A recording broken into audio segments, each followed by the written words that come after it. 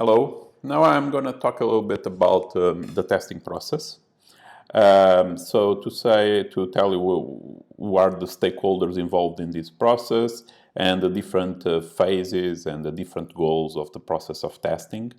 And then in other videos I will detail each one of the steps and talk about particular techniques that you apply in each one of the steps.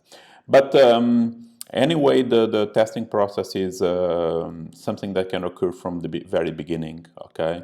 So, for instance, the designing the case of tests, so understanding how this test is going to be, how the system is going to be tested, is by itself very useful. For instance, during requirements engineering phase, if the test team is involved in this activity, it enforces and it really helps the requirements engineers to have more precise descriptions, because basically by trying to understand how the system can be tested, actually they are identifying ambiguities, for instance, in the requirement documents. Okay, so so the first thing I'm gonna show you is who's involved in this process. So who's actually involved? So it depends on the teams, okay, but most of the time you have three type of people involved, okay, with three type of roles. You have the developers, the quality assurance engineers, and the customers. Okay, and they test the system according to different perspectives, basically.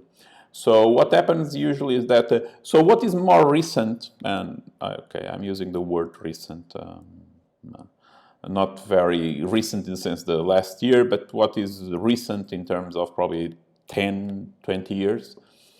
Yes, 20 years now, or 10 for sure, but is that developers write test code. Okay, it was not used. Okay, it was in the past. You have basically the developers implement code and the quality engineers basically test the code. But as soon as you start automating the testing and writing code to test your code, it becomes more and more common that developers test the code. Okay, they write test cases for the code they are testing. And as I already told you, this is quite helpful in the sense that allows them to specify and have a clear idea about what they have to implement, because by writing the test case is a way to describing what should be the behavior of the code. And then you have the quality engineers, and the quality engineers usually is a team that is in charge of looking at the system from the point of view of the end user. Okay, so they read the specifications, they read the requirements documents, and they just verify. So they test the system in the perspective of the final functionality. So what is the functionality that is going to be provided to the end user? Okay, so in some sense they are already looking, if we distinguish between verification and validation, so they are verifying if the software is according to the specification.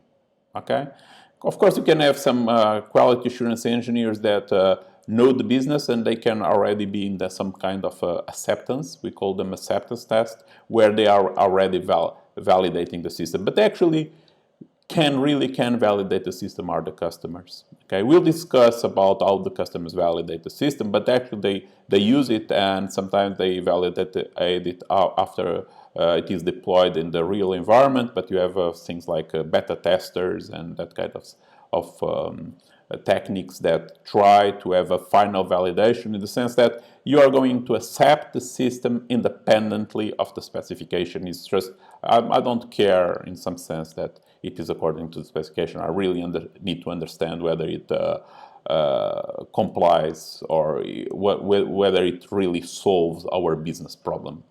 Okay?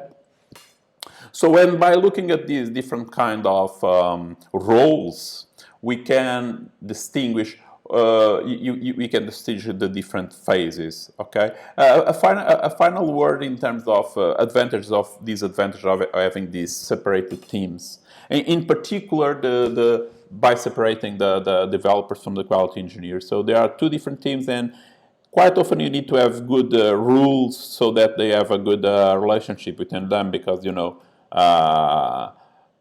easily quality engineers say the things that they are in the safe side, or developers believe that the quality engineers are in the safe side. They just say they are saying that what is correct or not correct, or the opposite. Quality engineers start saying that developers just do not care, and they start shipping code that actually doesn't work, and they need to do all the work. So this occurs always in software. Since you are doing language, if you start having different teams and borders between the teams and division of responsibilities according to function, you easily can get problems. Okay, so a lot when you think about cross-functional teams, maybe you don't have this separation. At least you don't have this separation in terms of the complete company, but you have just small projects, and in that case, you can have quality engineers that are in a daily based communication, probably even in the same room with the developers, which makes things easier. And if you remember about Scrum, where the client, so the product owner, is with the team, so it's the same in the sense that the person that does the validation, that does the acceptance tests, because he's really doing validation, because the guy is just saying, this is what I want, because I'm the client, is not just what is in the specification, because even in that case, when you have stories, you don't really have a specification. So if this guy is in the same team, things work much smoother. Okay, so advantages and disadvantages. So it's you need to deal with these aspects of the team. Okay, then you have the types of tests, and you can define the types of tests.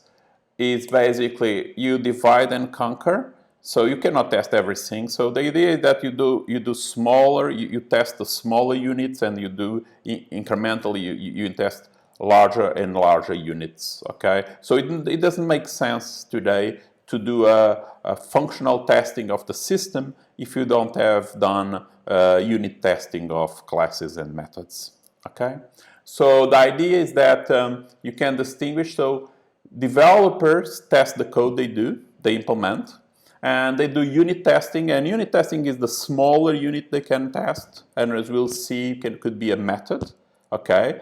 Then, and a class, and then they do component testing, so for where they test interactions of several components, okay? So not one method, but interactions between several methods, and there are techniques for it. And then they can test the system as a whole, okay, and they do system testing. Okay, so they test the functionalities. When the quality engineers actually also can test the functionalities, but they do it in a different perspective. While developers test the functionalities trying to find bugs, okay, quality engineers try to find bugs, but try at the same time to understand whether it provides the quality or the value for the client. So it's a different perspective. They are both trying, but in some sense, developers, when they do the system testing, so they test the functionalities, it's just more a larger scope, or the last scope of component testing. It's a test that puts together a lot of smaller components that were already tested in isolation. Okay?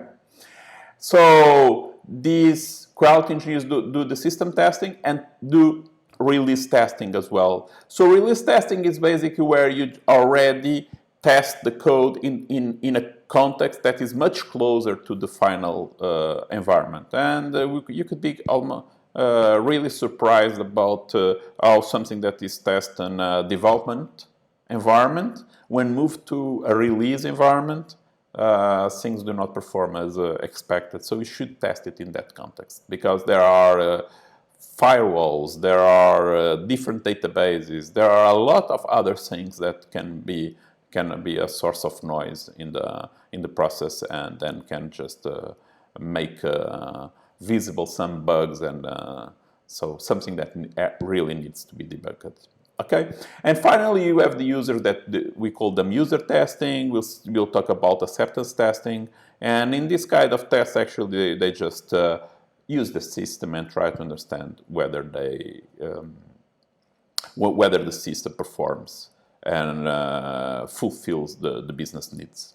Okay, so now we'll start addressing each one of them, and so good work, and see you for each one of these type of tests.